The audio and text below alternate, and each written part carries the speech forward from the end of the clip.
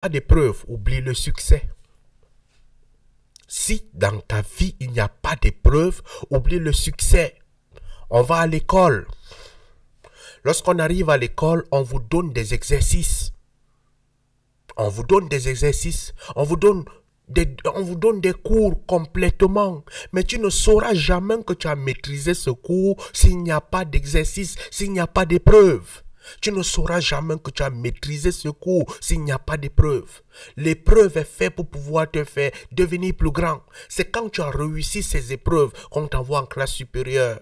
Parce qu'on connaît que tu as traversé une étape difficile. Tu as traversé une épreuve difficile. Et cette épreuve difficile t'amène vers la grandeur. Posez-vous la question, pourquoi est-ce que les orphelins beaucoup réussissent? Pourquoi?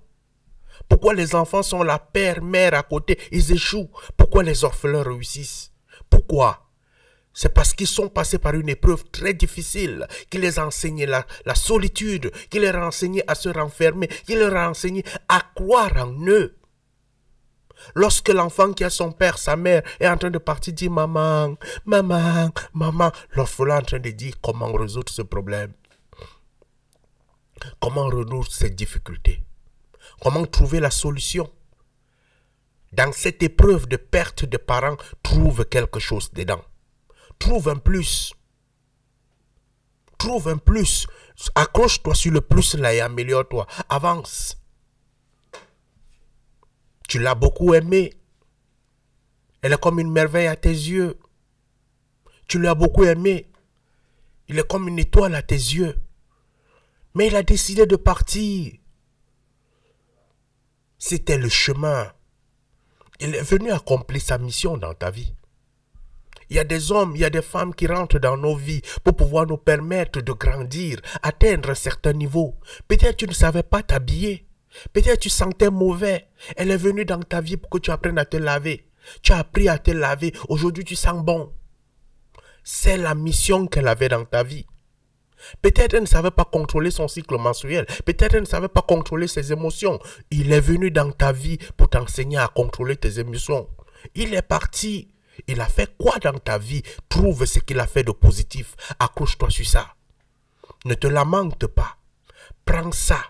Dis qu'avec ça je grandis. Avec ça j'évolue. Reste dans la positivité. Dans ce qu'il t'a donné et que tu pensais que non, là maintenant il est parti. La séparation fait mal.